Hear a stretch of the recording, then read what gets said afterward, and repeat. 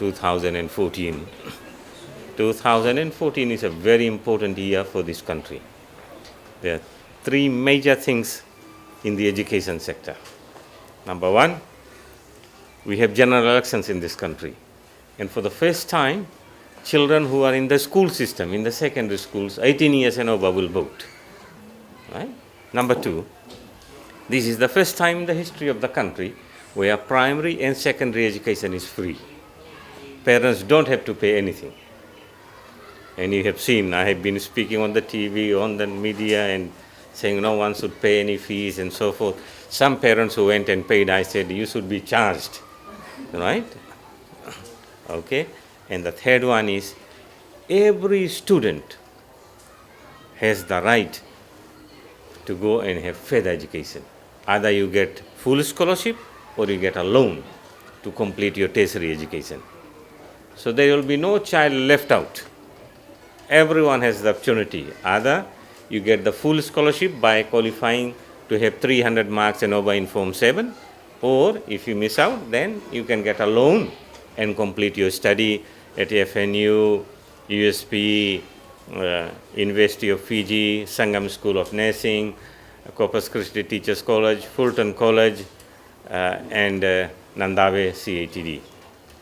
So the government has opened the opportunity for education for everyone, and in that way, no one will be left out.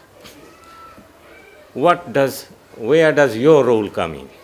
Two things we have done. One, now from this year we have given increased grants to schools. And I have dictated where that money is to be used. As the minister said, we are all teachers, we know where the money is to be used. So we have said this many percentage to be used for these, and we have given that allocation. So in that way, no school can tell me that they don't have the resources for teaching and learning. The main reason why we give funds is to make sure that there are available resources for you to carry out your teaching and learning for the students. The second most important role you have is make sure you are laying the foundations of education for the children. These are the children who will go up into secondary and then from there into tertiary, and they will lead the country. So the foundations are laid here. There is a saying that when a house falls down, or don't look at the roof, look at the foundation to see how strong the building is. If children are failing in the secondary, then they can always point a finger and say the primary didn't lay the foundations well. So you really have to make sure, now that we have removed the examination, don't take a free ride. You still have to have full commitment. You must prepare well, and you must disseminate the information to the child so that they can change their attitude, they can learn, and they get into the education mood of getting high scores and getting somewhere.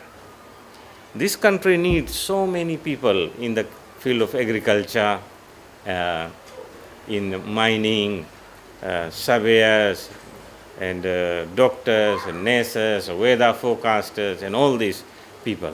And these are the children who are here. One day they have to fill all those places. But it depends on the type of foundation that you are laying there. So I am asking every teacher at the beginning of the year, you should be thankful. One, government has given you a pay rise on 1st January. Right? That's a very good thing. That's a big motivation. Now that this school has plenty of students.